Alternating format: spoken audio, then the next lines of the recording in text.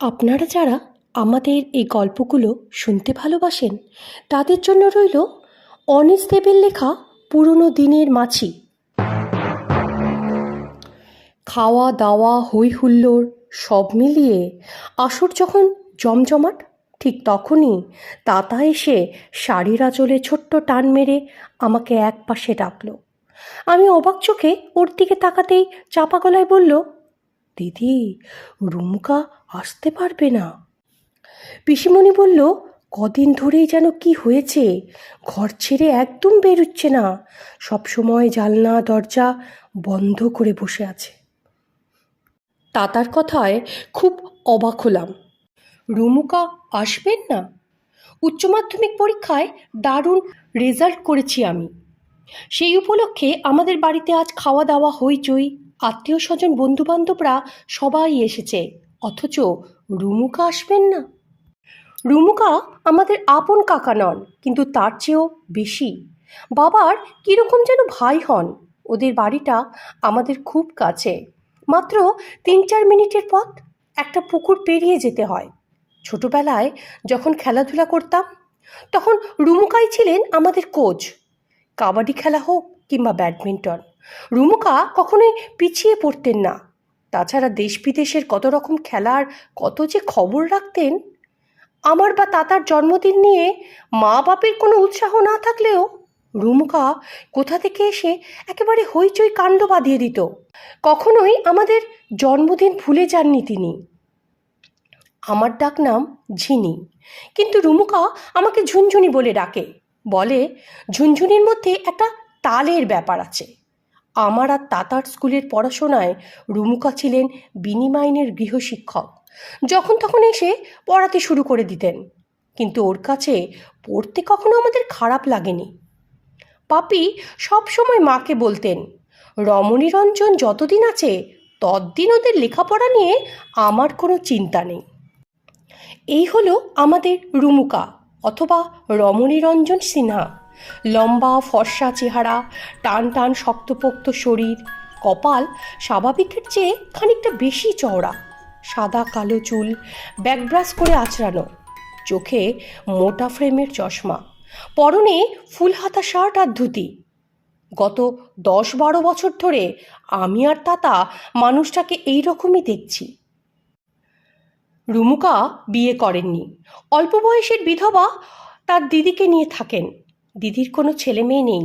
ছোট দোতলা বাড়িতে ওরা দুজন, আর একজন কাজের লোক সীতাদি। রুমুকা ঠিক নিয়ম করে চাকরি করেননি। সবার কাছে যা শুনি তাতে এর মধ্যে উনি গোটা 12 চাকরি পাল্টেছেন। একদিন এই বারবার চাকরি পাল্টানোর কথা জিজ্ঞেস করায় হেসে আমার বেনুনি টেনে বলেছিল, ঝুনঝুনি, মাথা উঁচু করে বেঁচে থাকার মধ্যে একটা আলাদা মজা আছে বুঝলি। আমার লাইফটা হলো যাকে বলে চিত্ত জেথা ভয়শূন্য, উচ্চ জেতাশীল। তবে এইবার চাকরি ছাড়ার পর রুমুকা ঠিক করেছেন তিনি স্টেশনের কাছাকাছি জায়গায় একটা বইয়ের দোকান দেবেন। মাস দুয়েক ধরে তারই খোঁজ খবর করে বেড়াচ্ছেন। দিন 10 আগে যেদিন আমি উচ্চ মাধ্যমিকের রেজাল্টের কথা বলতে গিয়েছিলাম, সেদিন রুমুকা পড়ার বইটই ছুঁড়ে ফেলে একেবারে হাততালি দিয়ে লাফিয়ে উঠেছিল বাচ্চা ছেলের মতো। বলেছেন, এটা নিয়ে দারুণ সেলিব্রেট হবে বুঝলি, সেদিন আমি গান গাইবো আর তোরা শুনবি। অথচ আজ রুমুকা এলেন না। তাতাকে দিয়ে খবর পাঠিয়েছিলাম, কিন্তু ও ফিরে এসে যা বলল তাতে আমি ভীষণ অবাক। রুমুকার যেন কিছু হয়েছে, সব সময় দরজা জানলা বন্ধ করে বসে আছে। রুমুকা কি কোনো কারণে ভয় পেয়েছেন? যে মানুষটার জীবন চিত্তজেথা ভয়শূন্য, উচ্চ জেথাশীর, সে মানুষটা ভয় পেয়েছে। ঠিক করলাম আজ রাতেই রুমুকার সঙ্গে দেখা করতে যাব। খাওয়া দাওয়া ইত্যাদির পালা যখন শেষ হলো তখন রাত 10টা বেজে গেছে। মাকে আর বাপিকে ব্যাপারটা বুঝিয়ে তাতাকে সঙ্গে নিয়ে রওনা হলাম রুমুকার বাড়ির দিকে। বাপির সঙ্গে করে আসতে চাইছিল, কিন্তু আমি বারণ করেছি। একে তো তাতা যথেষ্ট বড়, এবার ক্লাস 10-এ পড়ে, ওর সঙ্গে থাকছে তাছাড়া এই তো কাছেই বাড়ি, দরকার হলে সীতাদিকে বলবো আমাদের একটু এগিয়ে দেবে। মা টিফিন ক্যারিয়ারে খাবার সাজিয়ে দিলেন, আর পিসিমণির জন্য আলাদা বাক্সে মিষ্টি দিলেন। পিসিমণি খুব সাত্ত্বিক মানুষ, পুজো আর্চা গঙ্গাজল তার নিত্যসঙ্গী। এখন বর্ষাকাল, যখন তখন বৃষ্টি হচ্ছে, কিন্তু আমরা ছাতা নিয়ে বেরোইনি। মাত্র 10-15 মিনিটের ব্যাপার। তাছাড়া টিফিন ক্যারিয়ার, টর্চ, ছাতা এসব একসঙ্গে সামলানো ভারী মুশকিল। কাদা প্যাচপ্যাচে একটা জায়গা সাবধানে ডিঙিয়ে আমি তাতাকে জিজ্ঞেস করলাম, হ্যাঁ রে তাতা, তুই রুমুকাকে ঠিক করে বলেছিলি আসার জন্য? তাতা বলল, না, আমি বাড়িতে ঢুকতেই পিসিমা ওই খবর দিল, তারপর বলল তুই উপরে গিয়ে একবার ডেকে দেখ। তখন আমি দোতলার ছাদের ঘরে গেছি, গিয়ে দেখি ঘরের দরজা জানলা সব বন্ধ, শুধু ভেতর থেকে হুশাস আওয়াজ পাচ্ছি, মনে হলো রুমুকারই গলা। তখন আমি রুমুকার নাম ধরে ডাকলাম, সঙ্গে সঙ্গে হুশাস থেমে গেল। বেশ ভয় পাওয়ার গলায় রুমুকা চেঁচিয়ে উঠল, বলল, কে কে? গলাটা কেমন যেন পিকুলিয়ার শোনালো জানিস। আমার না একটু একটু ভয় করছিল। কোনো রকমে বললাম, আমি তাতা, আমাদের বাড়ি যাবে না? অমনি সব চুপচাপ, কোনো সাড়া শব্দ পাওয়া গেল না আর। আমি আরও 2-3 মিনিট রুমুকার নাম ধরে ডাকলাম, কিন্তু জানিস, নো রিপ্লাই। তখন আমি ছুটে পালিয়ে এসেছি। তাতার কথা শুনে আমার অবাক হওয়ার ব্যাপারটা আরও বাড়ছিল। মাথা ঠিকমতো কাজ করছিল না। আমরা পুকুরের পাশ দিয়ে যাচ্ছিলাম। পুকুরটা জলে টইটম্বুর, অন্ধকারে জল ভালো ঠাহর হচ্ছে না, 2-1 জায়গায় আলো ঠিকরে পড়ছে। ব্যাঙেদের বর্ষা অধিবেশন এখানে আরও জোরদার। জলো বাতাসে পুকুর পাড়ের দুটো মাঝারি গাছ এপাশ ওপাশ দুলছে। একটু দূরেই রুমুকার বাড়ি দেখা যাচ্ছে, মনে হয় অন্ধকারে চুপচাপ দাঁড়িয়ে আছে। বাড়ির কোথাও কোনো আলো নেই। এর মধ্যেই কি ওরা শুয়ে পড়ল নাকি? মনের মধ্যে একটা শিরশিরে অস্বস্তি নিয়ে রুমুকাদের বাড়ি পৌঁছালাম। অনেকক্ষণ দরজা ধাক্কা দেওয়ার পর সীতাদি খুলল। আমাদের দেখেই চোখ গোল গোল করে বলল, তোমরা এত রাতে?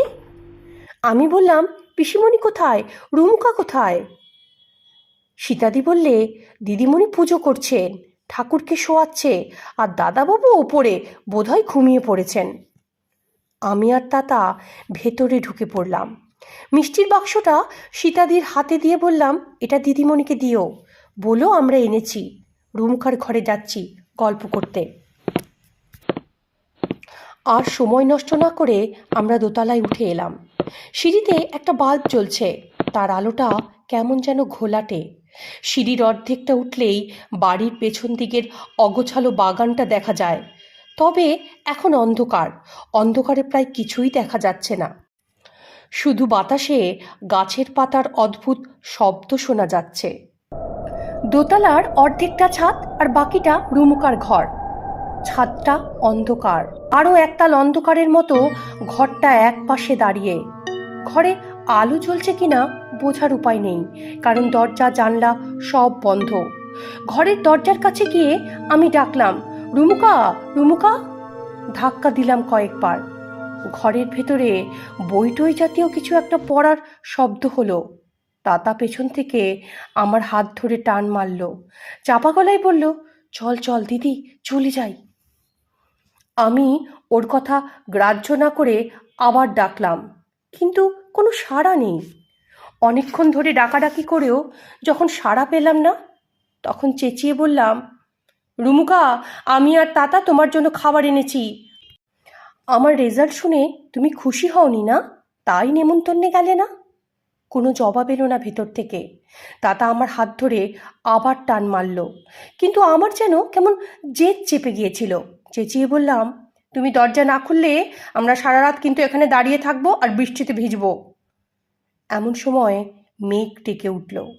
বিদ্যুতের রেখা ঝলসে গেল আকাশের এ প্রান্ত থেকে ও প্রান্ত। আর প্রায় একই সঙ্গে খটাস করে খুলে গেল রুমুকার ঘরের দরজা। দরজায় দাঁড়িয়ে চিত্ত যেথা ভয়শূন্য, উচ্চ যেথা শির মানুষটা।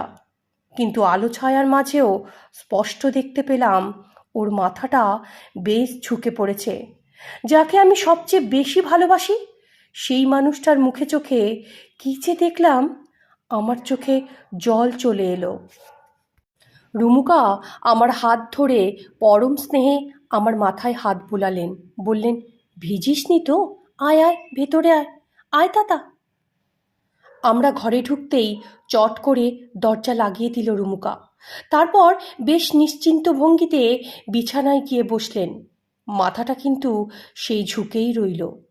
রুমুকার ঘরে প্রত্যেকটা জিনিসে আমি চোখ বোলালাম। দেওয়ালের তাকে, বিছানায়, মেঝেতে এলোমেলোভাবে রাখা অসংখ্য বই। ওর অভ্যাস হলো পেন্সিল দিয়ে বইয়ের পাতায় অসংখ্য মন্তব্য লিখে রাখা। উনি বলেন, খুঁটিয়ে কোনো বই পড়তে হলে বইয়ের পৃষ্ঠায় মনের ভাব লিখতে হয়, মতামত লিখতে হয়, মন্তব্য লিখতে হয়, তাহলে বইটা মনে দাগ কেটে যায়। তাছাড়া পরে বইটা পড়ার সময় মন্তব্যগুলো খুব সাহায্য করে। রুমুকার এই অভ্যাসটা আমি খানিকটা রপ্ত করে ফেলেছি। দেখেছি তাতে সত্যি সত্যি পড়াশোনার সুবিধে হয়। রুমুকার বিছানা নীল রঙের একটা বেড কভারে ঢাকা। তার উপরে এদিক ওদিকে ছড়িয়ে পড়ে আছে 4টে বই, একটা হলুদ রঙের পেন্সিল আর একটা সাদা ইরেজার। এছাড়া আর একটা অদ্ভুত জিনিস পড়ে আছে, সেটা হলো একটা ছোট্ট লাঠি। ঘরের ডান দিকের দেওয়াল ঘেঁষে রাখা একটা মাঝারি টেবিলের ওপর আমি টিফিন ক্যারিয়ারটা নামিয়ে রাখলাম। চোখের জল মুছে রুমুকাকে ভালো করে দেখলাম। রুমুকার সারা শরীরে কেমন যেন একটা অবসন্ন ভাব। ফর্সা রংটা মলিন হয়ে গেছে, চোখের নিচে ভাঁজ পড়েছে, পরনের গেঞ্জি আর পাজামা অন্য দিনের মতো ধোপ দুরস্ত নয়। রুমুকা এবার আমার দিকে তাকালেন। তার উজ্জ্বল চোখে কেমন একটা ভয়ার্ত ভাব। আমার বুকের ভেতরটা মুচড়ে উঠল। তাতা কখন যেন আমার হাত আঁকড়ে ধরেছে। বুঝলাম ও ভয় পেয়েছে। ও এই রুমুকাকে চিনতে পারছে না। আমার কাছেও এই মানুষটা অচেনা। রুমুকা আমাদের দিকে তাকিয়ে বললে, আরে বস, তোরা বস। ঘরে একটা টুল, একটা বেতের মোড়া, একটা চেয়ার। আমি বিছানায় রুমুকার প্রায় মুখোমুখি গিয়ে বসলাম। তাতা মোড়াটা আমার কাছটিতে টেনে নিয়ে এসে বসল। রুমুকা হাসতে চেষ্টা করে বলল, ঝুনঝুনি, তোর রেজাল্টের খাওয়া দাওয়া হইচই কেমন হলো রে? আমি বিছানায় রাখা লাঠিটা দেখিয়ে জিজ্ঞেস করলাম, পড়াশোনা করতে আজকাল লাঠি লাগে নাকি রুমুকা? রুমুকা কেমন যেন অপ্রস্তুত হয়ে গেল।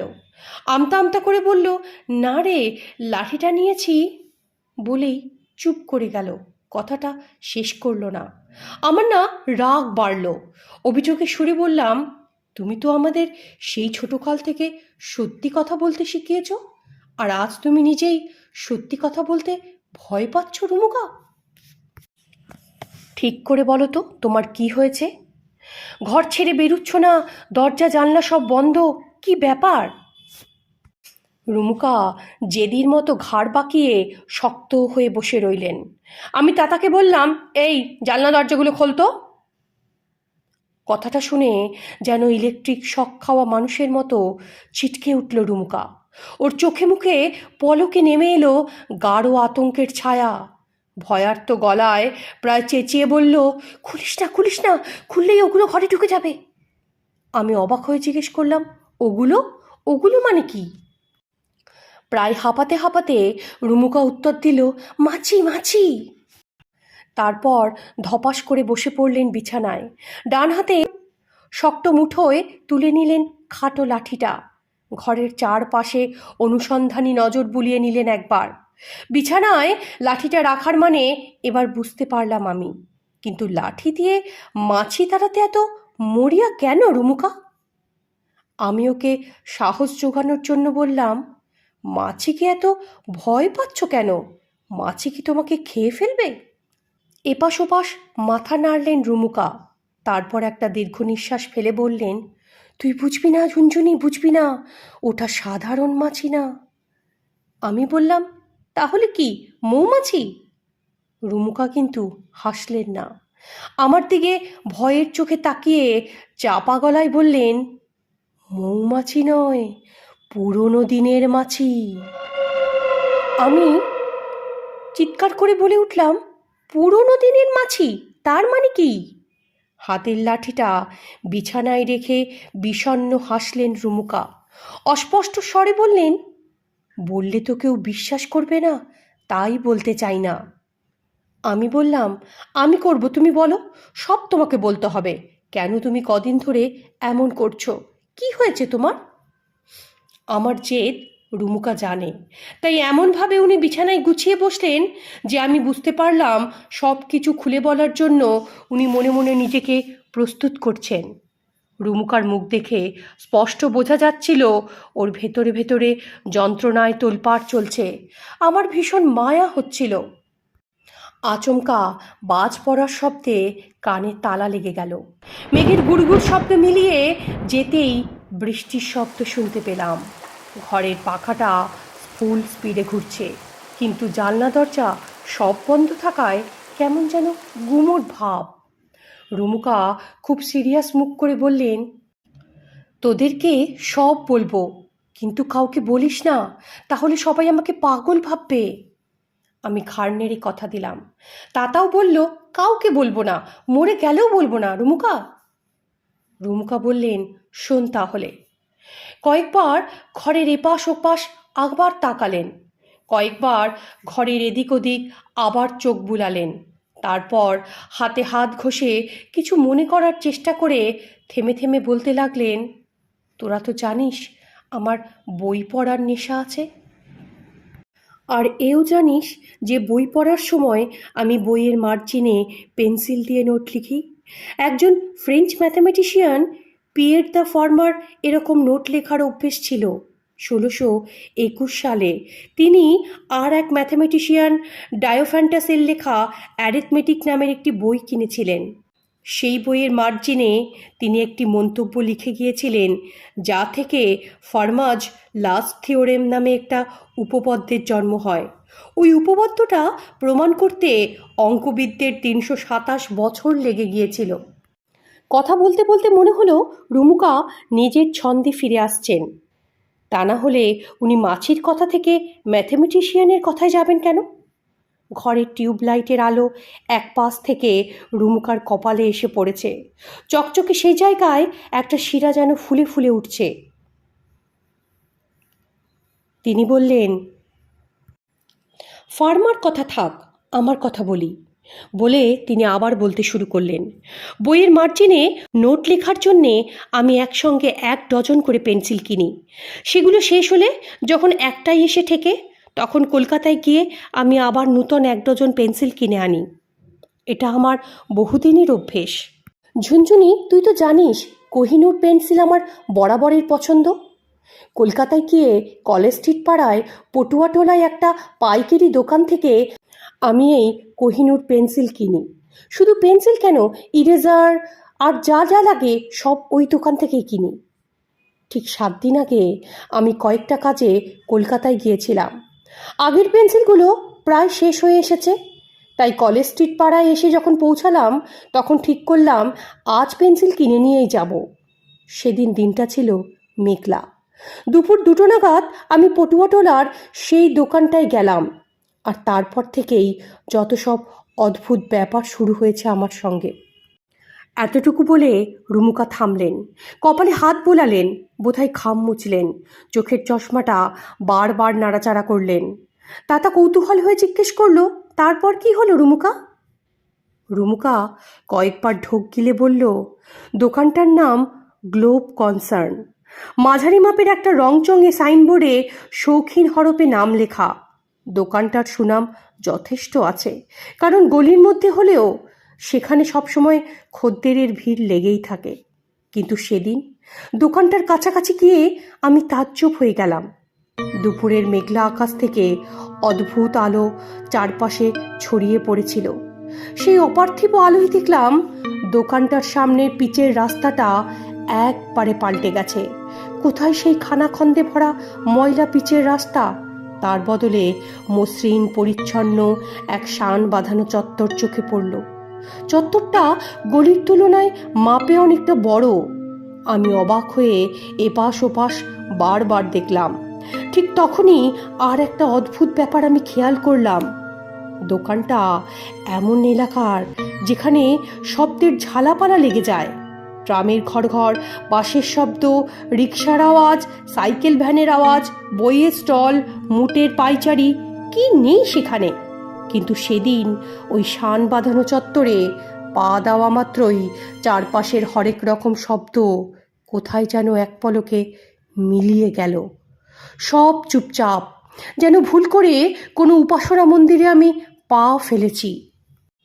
একটু দূরে আমি দোকানটা দেখতে পাচ্ছিলাম, তবে গ্লোব কনসার্নের সাইনবোর্ডটা আজ আর চোখে পড়ল না। তার বদলে রংচটা লম্বা একটা সাইনবোর্ড দেখতে পেলাম। তার অক্ষরগুলোর দুর্দশা এমনই যে ভালো করে পড়াই যাচ্ছে না। তাছাড়া সবগুলো কেমন ঝাপসা লাগছিল আমার চোখে। দোকানটার দুপাশে নকশা কাটা দুটো থাম, তাদের গায়ে খোদাই করে যেন কী সব লেখা। তবে ডান দিকের থামে একবারে শেষ লাইনে 1906 সংখ্যাটা লেখা ছিল, এটা মনে আছে। আমি খানিকটা ইতস্ততভাবে পা ফেলে দোকানে ঢুকলাম। অবাক হয়ে দেখলাম যে দোকানটা খাতা পেন্সিল কাগজ এসবে ঠাসা থাকে সেটা আজকে খাখা করছে, আর দোকানটাকেও যেন অন্যরকম লাগছে। সামনে পালিশ করা কাঠের লম্বা কাউন্টার, কাউন্টারের ওপাশে কেউ নেই। দোকানের মালিককে আমি চিনি, মানে মুখ চেনা। বেটে মতো মাথায় টাক, ধুতি পাঞ্জাবি পরেন, পান খান, তাকে কোথাও দেখলাম না। তার 3জন সেলসম্যান সব সময় দোকানে থাকে, তাদেরও পাত্তা নেই। দোকানের ভেতরে যেসব র্যাক দাঁড় করানো রয়েছে সেগুলো সব খালি। দোকানের পিছন দিকের দেওয়ালে একটা বড় প্যান্ডুলাম ঘড়ি চোখে পড়ল আমার। একটা পেঁচানো তারের সঙ্গে ধাতুর পিণ্ডটা ঝুলছে, আর ঘড়িটার সব কলকবজা একটা কাচের গ্লোবের মধ্যে বসানো। ফলে বাইরে থেকেই যন্ত্রপাতির নড়াচড়া, কাজকর্ম সব দেখা যাচ্ছে। ঘড়িটা দেখেই বেশ পুরনো বলে মনে হলো। পরে বইপত্র পড়ে জেনেছি ওই ঘড়ি কম করে 150 বছরের পুরনো। এগুলোকে বলা হয় 400 ডে ক্লক, কারণ একবার দম দিলে এই ঘড়ি 400 দিন চলতো। সে সময়ে এই ঘড়িগুলি ইউরোপ আর আমেরিকায় খুব পপুলার ছিল। এত পুরনো পেন্ডুলাম ঘড়ি এই দোকানে কোথা থেকে এলো সেটা ভাবলাম। তাছাড়া দোকানেও তো কাউকে দেখতে পাচ্ছি না। বেশ কিছুক্ষণ চুপচাপ দাঁড়িয়ে রইলাম। তারপর আমি 2-3 বার হাঁক দিলাম, কেউ আছেন দোকানে? ওই নিস্তব্ধ পরিবেশে আমার কথাগুলো যেন ফাঁপা প্রতিধ্বনি তুলল, কিন্তু কোনো সাড়া পেলাম না, আর কাউকে দেখতেও পেলাম না। আমি এপাশ ওপাশ নজর চালিয়ে দোকানদারকে খুঁজছি। হঠাৎ দেখি ঢ্যাঙা মতন একটা মানুষ কাউন্টারের ওপাশে আমার মুখোমুখি দাঁড়িয়ে। ওই মানুষটা কোথা থেকে আচমকা এসে উদয় হলো তা বলতে পারবো না, তবে একে আমি আগে কখনো দেখিনি। লোকটা বেশ লম্বা, রোগা, গাল দুটো বসে গিয়ে দুটো গর্ত তৈরি করেছে। তার কপালে অনেক ভাঁজ, মাথার চুল প্রায় নেই বললেই চলে, দু চোখে সুরমা জাতীয় কিছু লাগানো, আর তার জন্য চোখ দুটোকে চেরা গর্ত বলে মনে হচ্ছে।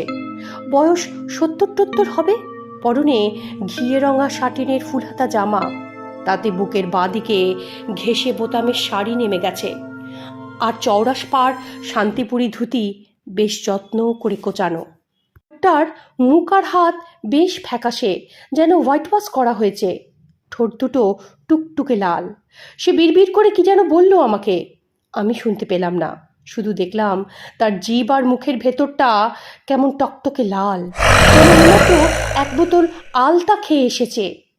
লোকটাকে ঘিরে অদ্ভুত এক আবছা কুয়াশা নড়ে চড়ে বেড়াচ্ছিল, আর বর্ষার গুমোটের মধ্যেও আমার যেন একটু শীত শীত করতে লাগলো। আমি হতবম্ব চোখে মানুষটাকে দেখছিলাম। লোকটা যেন হাওয়ায় ভেসে আমার কাছে এগিয়ে এলো। আমাদের দুজনের মধ্যে শুধুমাত্র একটা কাঠের কাউন্টার। লোকটার ঠোঁট নড়ে উঠল আবার, বোধহয় জিজ্ঞেস করলো কি চাই। আমি ইতস্তত করে 1 ডজন কোহিনূর HB পেন্সিলের কথা বললাম। এমন সময় 2-3 জনের কান্নার শব্দ আমার কানে এলো। কয়েকজন মহিলা দোকানের আড়ালে কোথাও বুক চাপড়ে মরা কান্না কাঁদছে। সে কান্না ভারী অদ্ভুত। কান্নার কারণ এক একটা টানা প্রায় 2-3 মিনিট ধরে চলছে। তার মাঝে দম নেবার জন্যে কেউ থামছে না। কান্নার শব্দের সঙ্গে সঙ্গে খোল করতালের শব্দ হালকাভাবে কানে এলো, আর সেই সঙ্গে আগুরুর মতো গন্ধ টের পেলাম। বৃদ্ধ দোকানদার পেন্সিল নিয়ে আসার জন্য দোকানের পেছন দিকে যেন কোথাও মিলিয়ে গেল। তখনই দোকানের ভেতর দিকে মেঝেতে কালো কাপড়ে ঢাকা একটা খাঁচা আমার নজরে পড়ল। রুমকা দম নেবার জন্য একটু থামতেই আমি চাপা গলায় জিজ্ঞেস করলাম, কিসের খাঁচা রুমকা? রুমকা দীর্ঘশ্বাস ফেলে বললেন, জানি না, তবে তার ভেতরে কিছু একটা ছিল, কারণ সেটা নড়ছিল। খাঁচার ফাঁক ফোকর দিয়ে বোধহয় মাথা বাড়াচ্ছিল, ফলে কালো কাপড়টা বারবার এদিক ওদিক উঁচু হয়ে উঠছিল। খাঁচার ভেতর থেকে একটা ফোঁসফোঁস শব্দ আসছিল, আর ডানা ঝাপটানোর শব্দ। কিন্তু আগেই তো বলেছি, প্রত্যেকটা শব্দ কেমন যেন ফাঁপা লাগছিল, আর তার অদ্ভুত এক প্রতিধ্বনিময় রেশ কেমন যেন নেশা ধরিয়ে দিচ্ছিল। একটু পরেই দোকানদার কাউন্টারের কাছে এসে উদয় হলো। তার মুখ আরও বিবর্ণ, আরও ফ্যাকাশে লাগছিল। ভাবলেশীন মুখ দেখে বোঝা যায় কান্না টান্নার শব্দ সে মোটেই শুনতে পাচ্ছে না, অথবা শুনতে পেলেও আমল দিচ্ছে না। লক্ষ্য করলাম তাকে ঘিরে এখনো সেই রহস্যময় কুয়াশা, আর সেই সঙ্গে একটা নতুন জিনিস চোখে পড়ল। চারপাশটা ডুমো ডুমো নীল মাছি তার মাথার চারপাশে ভনভন করছে, কখনো চোখে বসছে, কখনো মুখে বসছে, কখনো নাকে বসছে। কিন্তু অদ্ভুত ব্যাপার, লোকটা মোটেই মাছিগুলো তাড়াচ্ছে না, ওগুলো মুখের উপরে বসে আছে তো বসেই আছে কখনো কখনো। লোকটা 1 ডজন পেন্সিল নির্বিকারে এগিয়ে দিল আমার দিকে। আমি টাকা দিতেই ঠোঁট বেঁকিয়ে সামান্য হাসল। তারপর এপাশ ওপাশ মাথা নাড়ল, বলল, এ টাকা চলবে না, নিয়ে যান। না না, আমি লোকটার কথা শুনতে পাইনি, ওর ঠোঁট নাড়া দেখে মনে হলো আমার, আর তাই থেকেই হয়তো কথাগুলো আন্দাজ করেছি। তা যাই হোক, পেন্সিলগুলো মুঠো করে হাতে নেওয়া মাত্রই আমি একটা ধাক্কা খেলাম। নীল রঙের পেন্সিলগুলো বরফের মতো ঠান্ডা। তাছাড়া কোহিনূর পেন্সিল নীল রঙের হয় বলে কখনো শুনিনি। আমি হঠাৎই ভয় পেয়ে গেলাম। দোকান ছেড়ে রওনা হয়ে গেলাম চটপট। কয়েক সেকেন্ডের মধ্যে শান বাঁধানো চত্বরটা পেরিয়ে একটা পিচের রাস্তায় পা দিতেই আমার ঘোর কেটে গেল, আর সঙ্গে সঙ্গেই রোজকার চেনা জানা শব্দের ঝড় যেন ঝাঁপিয়ে পড়ল আমার দোকানে। ভালো করে চেয়ে দেখি আমি বহুদিনের সেই চেনা রাস্তায় দাঁড়িয়ে আছি। কথার মাঝে একটু ফাঁক পেয়েই তাতা জিজ্ঞেস করে বসলো, পিছন দিকে তাকিয়ে তুমি দোকানটাকে দেখতে পেলে না? রুমুকা বিমূঢ়ভাবে মাথা নাড়লেন, বললেন, হ্যাঁ দেখতে পেয়েছি, সব কিছু আগের মতোই। কোথাও কোনো শান বাঁধানো চত্বর নেই, পুরনো দোকান, লম্বা সাইনবোর্ড, নকশা কাটা থাম, কিছুই চোখে পড়ল না আমার। যেন গোটা ব্যাপারটা আমার মনে ভুল। রুমুকা শেষ দিকের কথাগুলো যেন বিড়বিড় করে বলছিল, কান পেতে বেশ কষ্ট করে শুনতে হয়েছে। আমি রুমুকার কথায় সায় দিয়ে বললাম, তুমি ঠিকই ধরেছ, ওগুলো তোমার মনের ভুল। রুমুকা মাথা নাড়লেন, বললেন, না রে, মনের ভুল নয়, এর অন্তত 2টো প্রমাণ আমার হাতে আছে। আমি জিজ্ঞেস করলাম, কি প্রমাণ? পেন্সিলগুলো তোরা একবার দেখ, তাহলেই খানিকটা বুঝতে পারবি। এই কথা বলে রুমুকা দেওয়ালের তাক থেকে 1 ডজন নীল রঙের পেন্সিলগুলো নূতন, এখনো কাটা হয়নি। রুমুকা বললেন, কোম্পানির নামটা পড়ে দেখ। আমি আর তাতা ঝুঁকে পড়ে নামটা পড়লাম, FN গুপ্ত কোম্পানি। এই কোম্পানির পেন্সিলের কথা আমরা আগে কখনো শুনিনি। রুমুকা বললেন, ব্রিটিশ আমলে আমাদের ছোটবেলায় এই পেন্সিল চালু ছিল। FN গুপ্তদের কারখানা ছিল নর্থ ক্যালকাটার সিটিতে।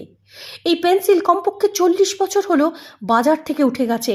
এখন কোনো দোকানে এই পেন্সিল পাওয়া যায় না। তাছাড়া আমি বললাম, তাছাড়া কি? রুমুকা কোনো উত্তর না দিয়ে কয়েকটা পেন্সিল আমার আর তাতার হাতে দিলেন।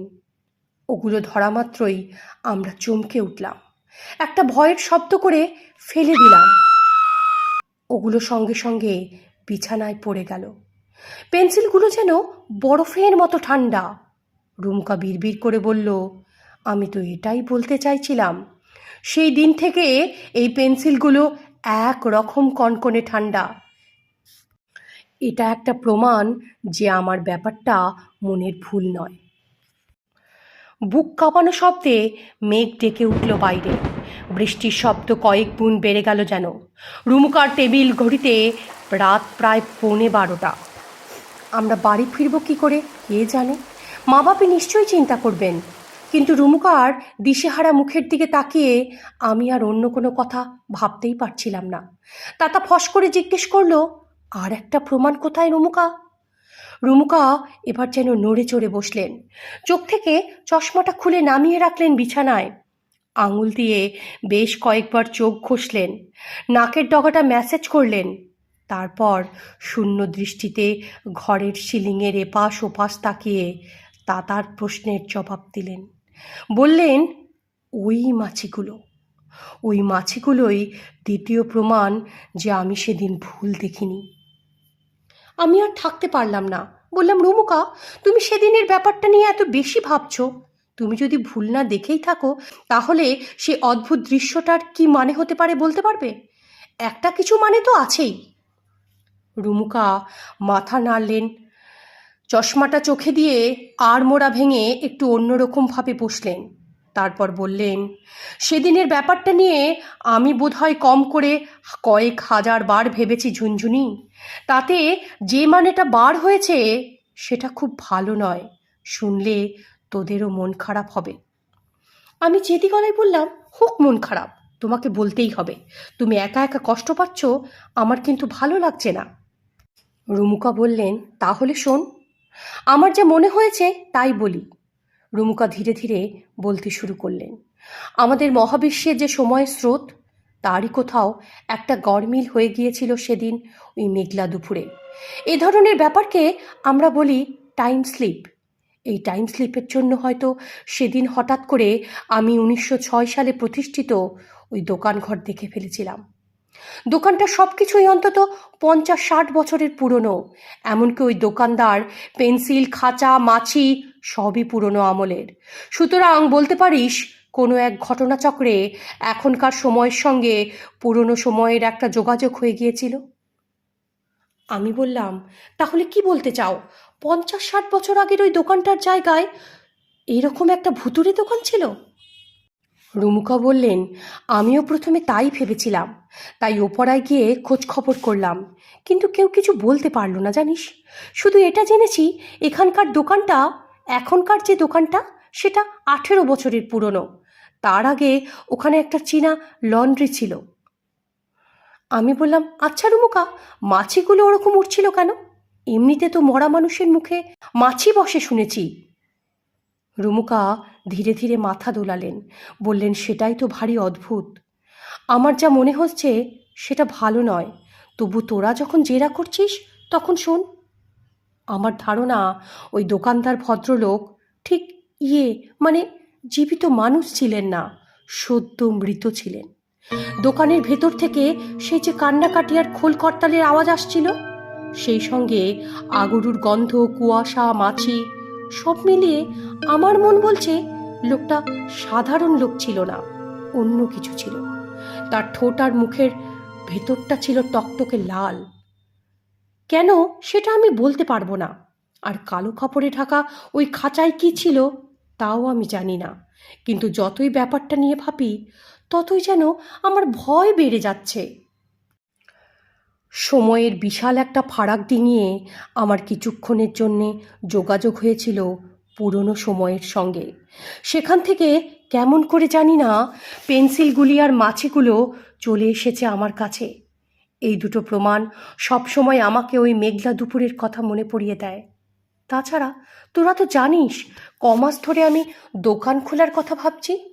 দোকান খোলার পর আমি থাকবো কাউন্টারের ওপাশে, দোকানের ভেতর।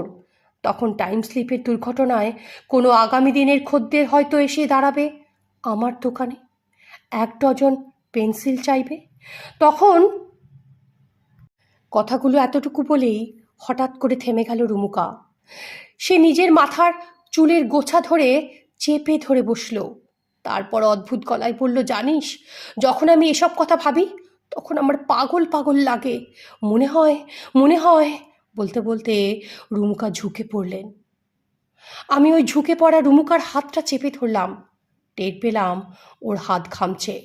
আমি বললাম, তুমি এসব আজগুবি চিন্তা ভুলে যাও, তোমার কোনো ভয় নেই, তোমার কিচ্ছু হবে না। রুমুকা অবসন্ন গলায় বললেন, ভুলতে হয়তো পারতাম, কিন্তু পারছি না শুধু ওই মাছিগুলোর জন্য। ওরা সুযোগ পেলেই আমার কাছে চলে আসে। শ্রোতা বন্ধুদের উদ্দেশ্যে অনুরোধ, আমার এই গল্পটা যদি আপনাদের ভালো লাগে, চ্যানেলটাকে লাইক, সাবস্ক্রাইব আর শেয়ার করতে ভুলবেন না কিন্তু।